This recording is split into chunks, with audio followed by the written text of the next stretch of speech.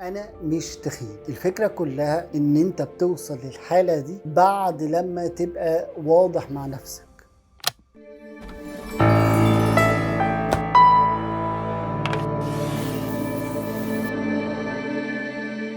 ناس كتير بتحاول ان هي تخس، لكن بتستنى لما تشترك في الجيم، ولما بتشترك في الجيم ما بتروحش، ولما بتروح مرة واثنين وثلاثة وما بيكملوش، وفي الاخر بيوصلوا للستيتس بتاعت مش تخان. ناس كتير مستنية ان هي تلاقي الاكل المظبوط، لو حد يظبط لي اكلي، لو حد يعمل لي ويهتم بيا من ناحية الاكل انا هخس، لكن لما بتلاقي كده في الاخر برضو ما بيمشيش على النظام المتبع ولا بيستفاد من الموضوع ده، وفي الاخر برضو بيفضل وبينكر ان هو مش تخين بقرار ان هو يستسلم للتخن ده وينكره. وهو ده اللي بيحصل في شركات كتير قوي لما بتتعرض لمواقف او مشاكل، وده اللي احنا شفناه في فترة الكورونا. ان في فترة الكورونا شركات كتير قررت انها تفرق، وشركات كتير قررت انها تكمل وتلاقي حلول، تكمل وتستفيد من الازمة، تكمل عشان هي قررت انها تكمل. انت محتاج تقرر ان انت هتخس،